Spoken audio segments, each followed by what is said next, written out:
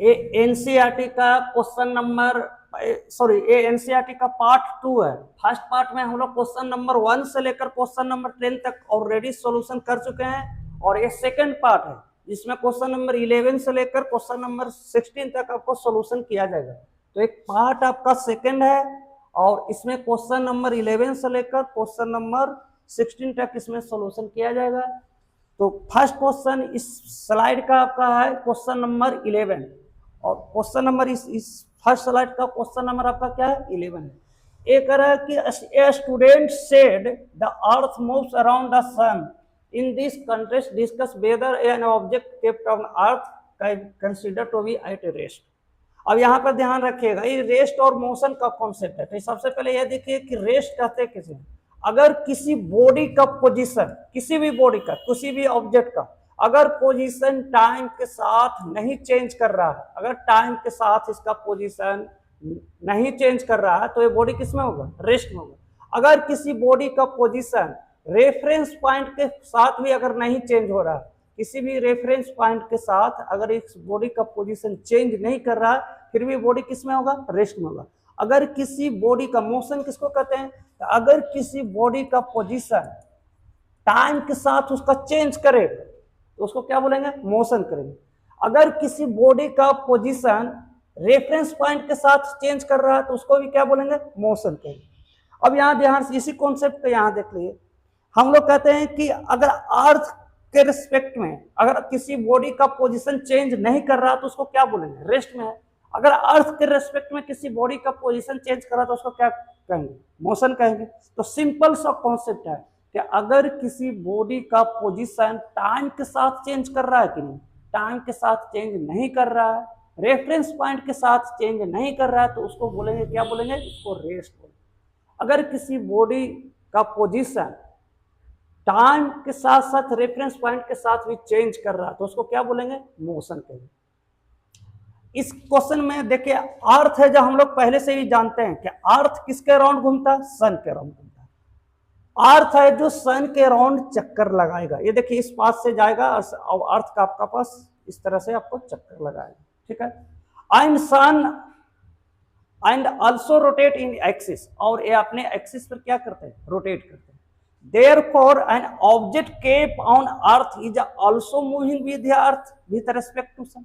अगर बताओ ये देखो, ये सन के रिस्पेक्ट में अर्थ क्या कर रहा है, मूव कर रहा है। तो इस पर कोई भी ऑब्जेक्ट रखा हुआ है तो सन के रिस्पेक्ट में तो ये क्या कर रहा है, मूव कर रहा है, यानी कि मोशन में है। सन के रिस्पेक्ट में ये ऑब्जेक्ट किसमें है, मोशन में। But if consider the earth as reference point, अगर इसी को तुम रेफरेंस पॉइंट, जो मूव कर रहा है उसी को रेफरेंस पॉइंट अगर ले लेंगे, तो इसका, इस ऑब्जेक्ट का बताओ, इसका रेफरेंस पॉइंट ले लेंगे तो इस ऑब्जेक्ट का पोजीशन चेंज नहीं करेगा। इसके रिस्पेक्ट में बताओ क्या होगा, रेस्ट में होगा। तो यहां से हम लोग कंक्लूजन निकाल सकते हैं कि अगर रिस्पेक्ट टू अर्थ ऑब्जेक्ट का पोजीशन चेंज कर रहा है इसमें कि नहीं, क्योंकि ऑब्जेक्ट रखा हुआ अर्थ पर तो पोजीशन चेंज नहीं कर रहा, तो इसको क्या बोलेंगे, रेस्ट में। अगर सन के रिस्पेक्ट में ये ऑब्जेक्ट किसमें आ रहा है, सन के रिस्पेक्ट में, देखिए सन के रिस्पेक्ट में ऑब्जेक्ट तो मूव कर रहा है तो ये किसमें होगा, मोशन में। यानी यहां से हम लोग कह सकते हैं कि ऑब्जेक्ट जो है अर्थ पर रखा हुआ है, और अर्थ के रिस्पेक्ट में ऑब्जेक्ट का कोई आपको पास पोजीशन चेंज नहीं हो रहा है, इसलिए ऑब्जेक्ट आपको रेस्ट में होगा। और सन के रिस्पेक्ट में ये मोशन में है, इस चीज में क्या कहेंगे, मोशन कहेंगे। यहां भी आपको जो मेन पॉइंट एनसीईआरटी का लिखा हुआ, an object on earth can be consider at क्या होगा, rest in motion depending on किस में, रेस्ट या मोशन किस पर डिपेंड करता है, आपको रेफरेंस पॉइंट पर डिपेंड करता है।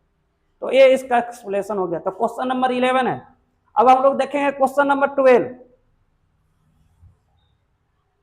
क्वेश्चन नंबर 12 बहुत इंपॉर्टेंट क्वेश्चन है, कॉन्सेप्चुअल क्वेश्चन है। एक the velocity time graph 0 second से 120 second cyclist is show in figure. ये फिगर में देख रहे हैं, इस तरह से आपका मूव किया, पहले आपका ओरिजिन पर था, यहाँ पे आपको मूव किया, फिर आपके पास बी पॉइंट पर मूव किया, उसके बाद सी पॉइंट पर मूव किया।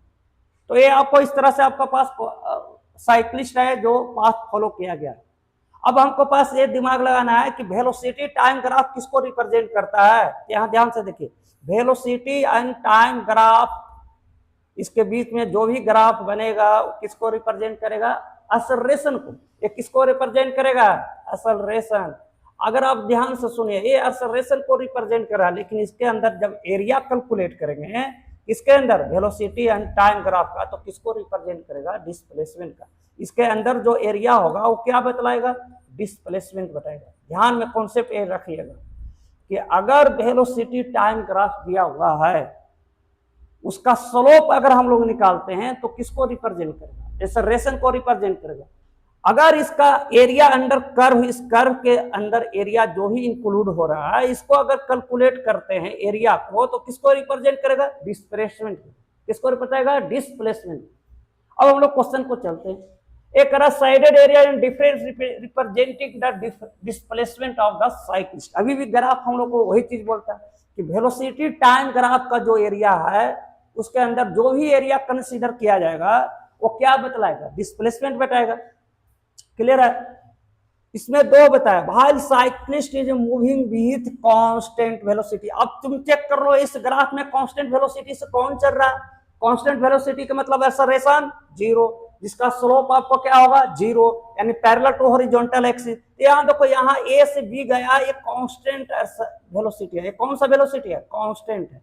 इसमें कोई एक्सेलरेटेड मोशन नहीं पॉसिबल है, जितना इनिशियल है उतना भी फाइनल है। तो ये ए से बी आपको कहा गया है कांस्टेंट वेलोसिटी से गया। सेकंड कह रहा when the velocity of cyclist decrease, A वाला portion, A when the cyclist is decrease. यहां पर बताओ साइक्लिस्ट का वेलोसिटी डिक्रीज कर रहा है, यानी कि डीएक्सेलरेट कर रहा है। इस पोजीशन में क्या हो रहा है? डीएक्सेलरेट कर रहा है। Also calculate the displacement and average acceleration 120 second time interval. बताइए हमको क्या निकालना? डिस्प्लेसमेंट निकालना। तो डिस्प्लेसमेंट रेट जितना भी इस कर्व के द्वारा, इस पाथ के द्वारा जितना भी एरिया कंसीडर किया गया है बन रहा, वो सबको क्या करेंगे? एरिया निकाल के सबको ऐड करेंगे। तो आपको बताइए, इसमें तीन पार्ट में हम ग्राफ को बता दिए। एक वन पार्ट में आपको ट्राइंगल बन रहा है, सेकेंड पार्ट आपको रेक्टेंगल बन रहा है, और थर्ड पार्ट में आपको क्या बन रहा है? ट्रेपेजियम बन रहा है। फर्स्ट में आपको क्या बना? ट्राइंगल। सेकेंड में आपको क्या बना? रेक्टेंगल।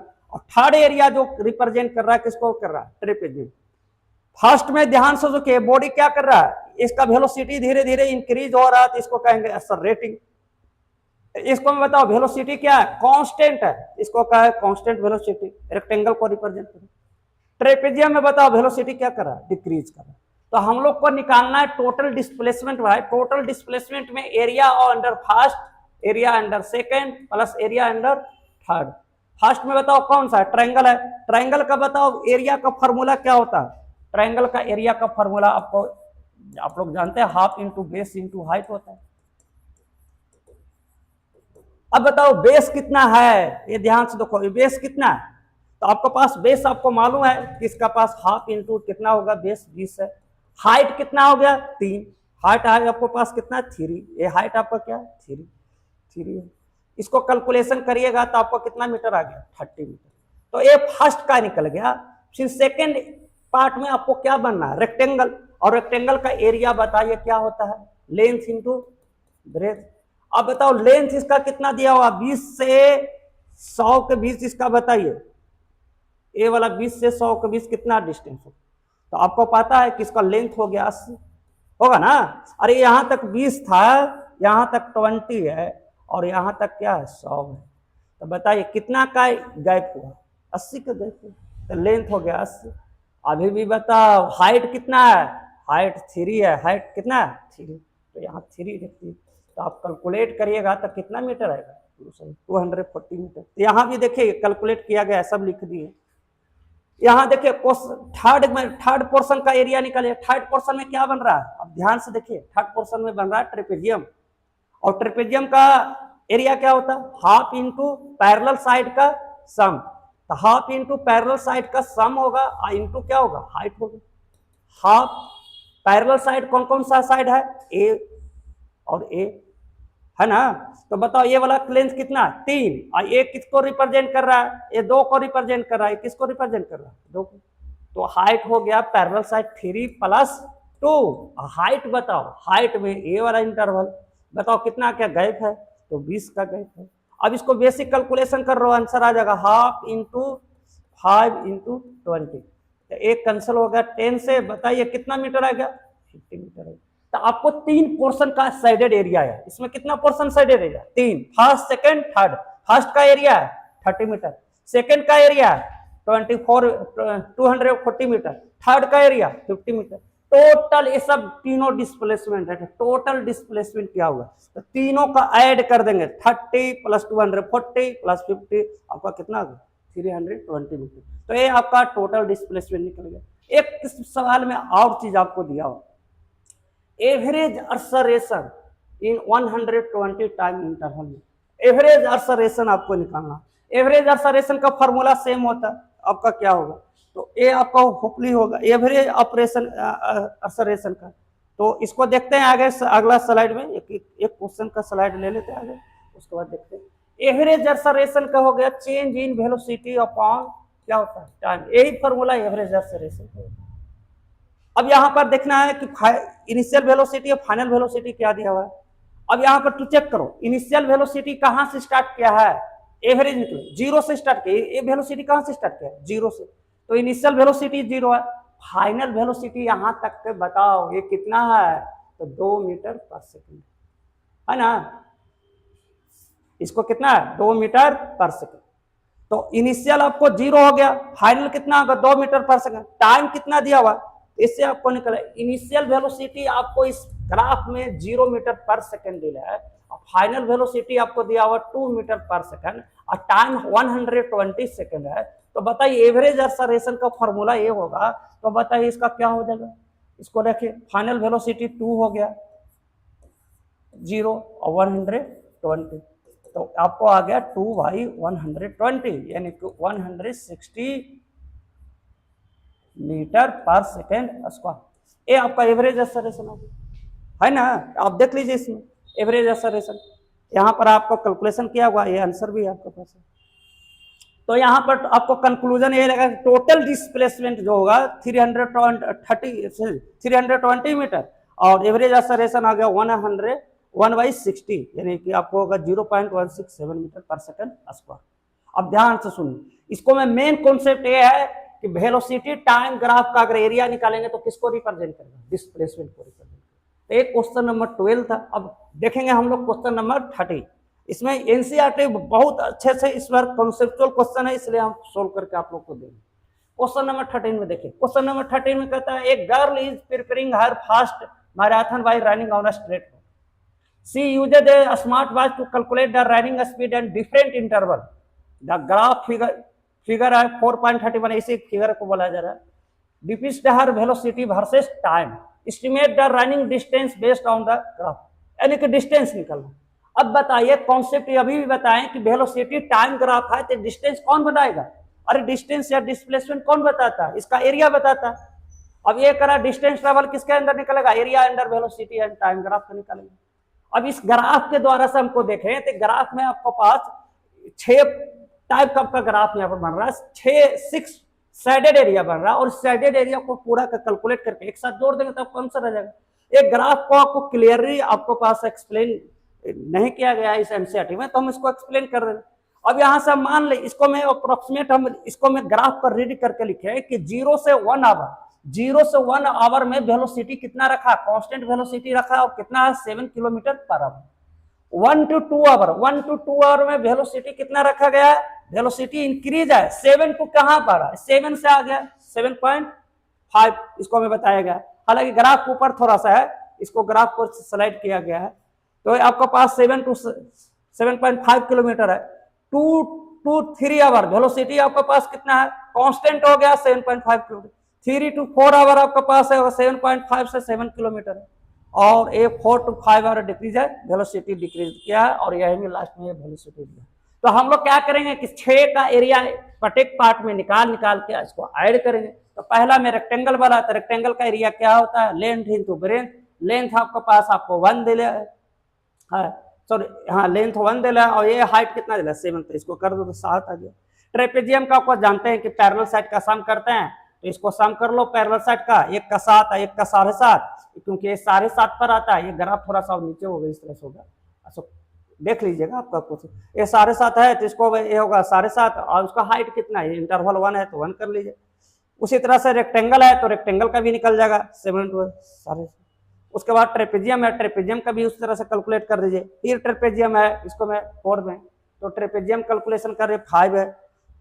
अब इसको सबको एरिया निकाल के सबको क्या करना है, जोड़ देंगे, तो अप्रोक्सीमेट ये आपका आंसर आएगा। तो एक ग्राफ का आपको एनसीईआरटी में दिया हुआ है, और एक ग्राफ का फिगर में थोड़ा मिसकॉन्सेप्शन है कि कहाँ से एग्जैक्ट वैल्यू आपके पास ग्राफ में नहीं पता चल रहा था, तो हम एक डेटा लेकर आपको एक्सप्लेन कर दिए, और ये एक्यूरेट ही डेटा होगा। तो इस तरह से इसका आंसर भी एनसीईआरटी में नहीं दिया, इसका आंसर आपको होगा अप्रोक्सीमेट 45.9 किलोमीटर। आपका कॉन्सेप्ट यहाँ समझना है कि वेलोसिटी एंड टाइम का जो ही ग्राफ बनेगा उसके अंदर का अगर एरिया निकालेंगे तो वो चीज आपको डिस्टेंस और किसके बारे में बताएगा, डिस्प्लेसमेंट के। अगर ये स्पीड है तो आपको डिस्टेंस बताएगा, वेलोसिटी है तो आपको डिस्प्लेसमेंट के बारे में बताएगा। एक क्वेश्चन नंबर 30 हो गया, 13 हो गया। अब क्वेश्चन नंबर 14 में अब चलेंगे। क्वेश्चन नंबर 14 बहुत इंपॉर्टेंट है, इसमें ग्राफ प्लॉट करने के लिए आया हूँ। स्लाइड बना रहे थे उसमें हमको पता चला क्वेश्चन में ग्राफ बनाया था, आपको सारा चीज करके यहाँ पर दिए ग्राफ बनाना है। तो अब एक बार क्वेश्चन पढ़ लेते हैं। वन इंट्री स्टेट हाईवे, एक हाईवे स्टेट हाईवे पर जा रहा है, a car continuous to move with a constant velocity 6 metre per second 2 minute, यानी कि 2 मिनट के लिए वो कितना का वेलोसिटी से चला, 6 मीटर पर सेकेंड से चला।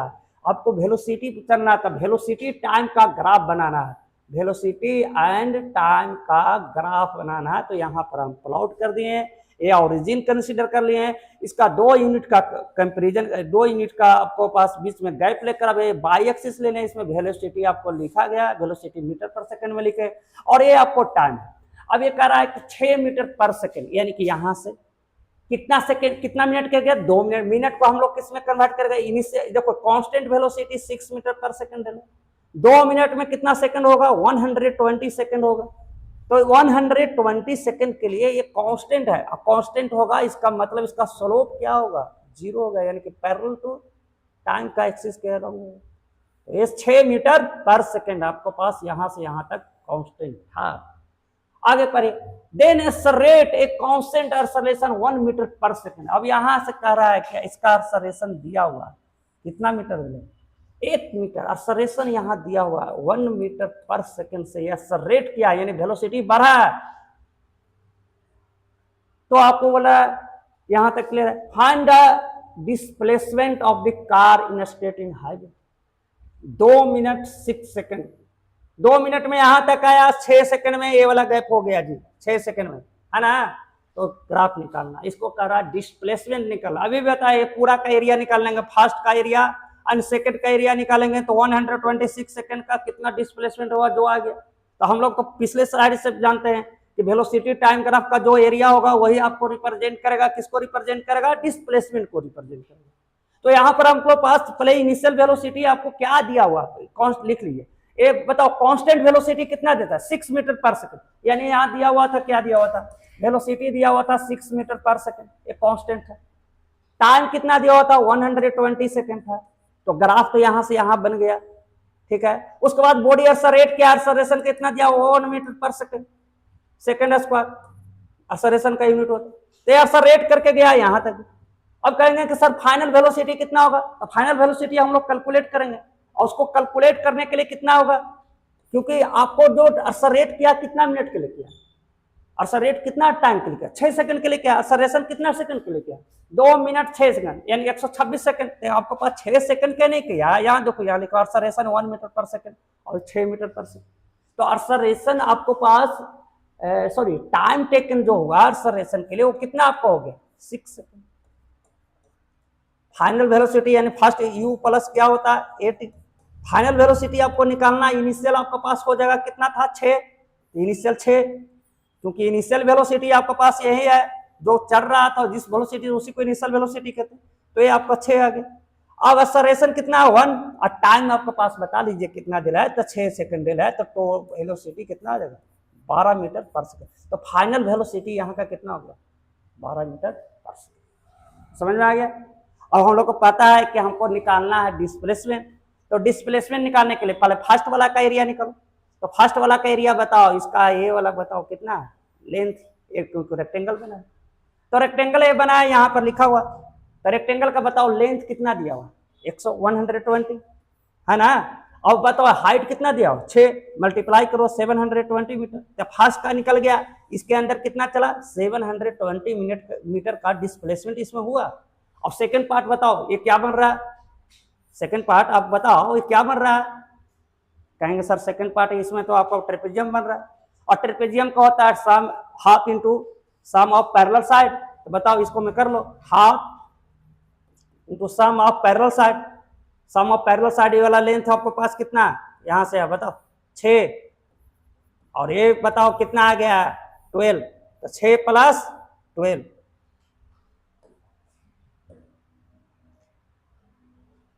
कितना हो जाएगा, 6 प्लस 12, हाइट कितना है, बीच का गैप बताओ कितना सेकंड का, 6, तो 6 कर दो, हाफ इंटू 18 इंटू 6, ये हो गया आपका 54 मीटर। तो यहां देखिए पहला आपको आ गया 720, सेकंड में आ गया 54 मीटर, टोटल डिस्प्लेसमेंट दोनों का ऐड कर दिए, आंसर आपको आ जाएगा 774 मीटर। तो ये आपका है, इसको मैं आपके पास यहाँ भी लिख दिए हैं, ये एकदम इंपॉर्टेंट पॉइंट है, डिस्प्लेसमेंट निकालना, वेलोसिटी टाइम ग्राफ देना, एरिया निकाल लो, उसके अंदर आपको डिस्प्लेसमेंट आ जाएगा। तो ये आपका पास क्वेश्चन नंबर 14 का एक्सप्लेनेशन कर दी। अब क्वेश्चन नंबर 15 देखते हैं, 2 क्वेश्चन और बच रहे हैं इस चैप्टर का, तो उसको 15 एक क्वेश्चन में देखिए, 2 कार है, car A and B, moving with a constant acceleration from rest in straight line, rest से चला, दोनों का इनिशियल वेलोसिटी 0, दोनों का इनिशियल वेलोसिटी आपको 0 हो गया ना। Car A attend velocity 5 metre per second in 5 second, बताओ ए कहता है कि कार ए है, उसका फाइनल वेलोसिटी कितना अटेंड अभी किया है 5 मीटर पर सेकंड, और कितना टाइम में किया, 5 सेकंड में अटेंड किया, धीरे धीरे बढ़ा होगा। कार बी का आपके पास फाइनल वेलोसिटी आपके पास कितना दे रहा है, 3 मीटर पर सेकंड, कितना सेकंड में दे रहा है, 10 सेकंड, कितना second, 10 second. Plot the velocity time graph for both car in the same graph.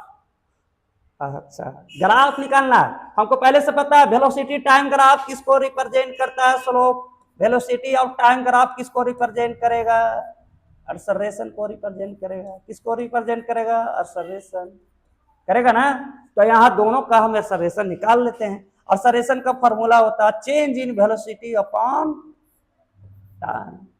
Final velocity A का निकालने थे, ए का कितना बताओ 5, इनिशियल 0, टाइम फर्स्ट के लिए कितना टाइम लगा 5 सेकंड, तो 5 लिखो, यानी कि 1 मीटर पर सेकंड स्क्वायर, ये फर्स्ट का एक्सेलरेशन हो गया। तो सेकंड बी का भी एक्सेलरेशन निकाल लेते हैं, कार बी का एक्सेलरेशन किसका होगा, तो निकालो v minus u by T.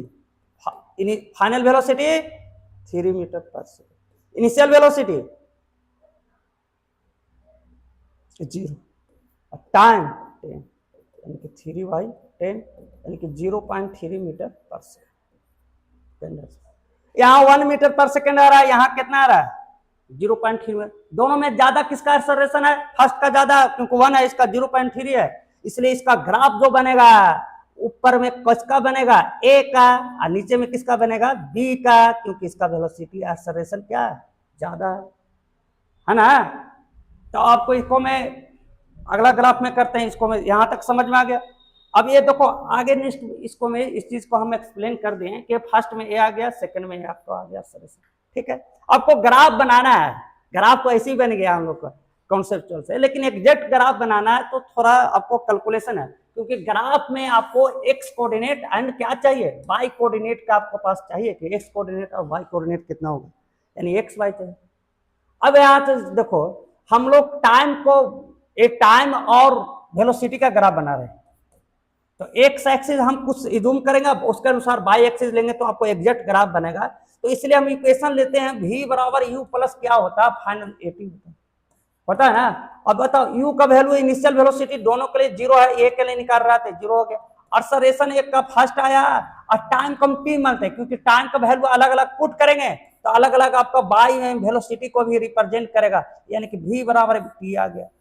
अब इस ग्राफ को यहाँ देखो, यहाँ आपको बनाएगा, एक एक्स एक्सिस को टाइम माने, वाई एक्सिस को क्या माने वेलोसिटी। अगर यहाँ देखो टाइम का 0 पुट करेंगे तो भी का वैल्यू भी क्या होगा 0 हो जाएगा, कि होगा कि नहीं होगा, खुद बताओ 0 होगा।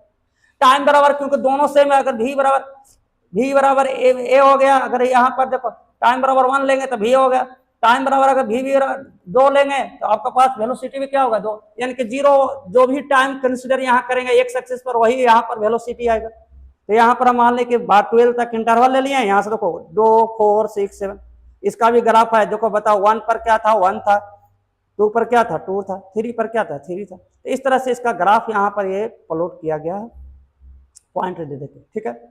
अब निकालो v के लिए, b पॉइंट पे कार b के लिए, हम लोग को वेलोसिटी एक्सेलरेशन मालूम है, तो फाइनल वेलोसिटी होता है, इनिशियल तो है 0 है, एक्सेलरेशन है 0.3 एंड टाइम t।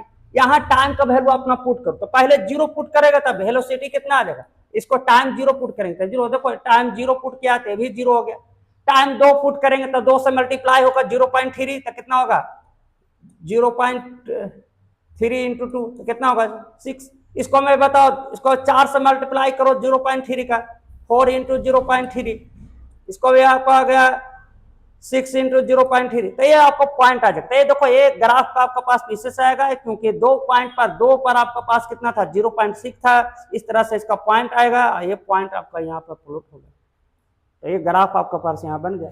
अब आपको निकालना है इसको में डिस्प्लेसमेंट कितना होगा, तो बताओ फर्स्ट का ग्राफ का ये हो गया, तो फर्स्ट ग्राफ ये आपका पास कंसीडर हुआ, ये क्या बन रहा ट्रायंगल बन रहा, तो ट्रायंगल का बताओ क्या था half into base into height, base कितना है ये कितना है, बेस कितना है 5, बेस कितना है 5 और हाइट भी कितना है 5, तो आपके पास यहाँ का एरिया अगर कंसीडर करते हैं, एरिया निकालते हैं, तो ट्रायंगल का हाफ इंटू हाफ 5 और कितना होगा 25/2 यानी कि 12.5 मीटर, तो ये आपको पास आ गया 12.5 मीटर। कार बी के लिए अगर एरिया निकालते हैं तो ये भी रेक्टेंगल बन रहा है, लेकिन इसका ये सॉरी ये ट्रायंगल बन रहा है, और इसका बेस कितना हो गया 10, इसका बेस कितना ले 10, ये ना 5 आपको पास इंटरवल लेने के लिए वो बोला गया था कि 0 1 2 3 इस तरह से आपको 5 पोजीशन लेकर ग्राफ बनाइए, तो आप 5 लें 1 2 3 4 5 6 पोजीशन लिए, यहाँ भी आपका 6 पोजीशन लेंगे, तो इसका बताओ ये 6 दोनों का लिए हैं, तो इसका बेस कितना हो गया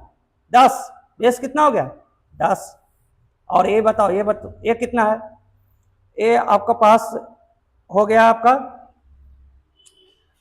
3 है ना, ये वाला कितना होगा 3, ये 3 हो गया, और ये हो गया आपका पास 10, यानी कि एरिया आपका पास ट्रायंगल का भी है हाफ इंटू बेस आ गया 10, ये हो गया 3, यानी कि आपका पास आ गया 15 मीटर। तो आपको पास 2 डिस्प्लेसमेंट है, एक फर्स्ट ग्राफ का एक सेकंड ग्राफ का।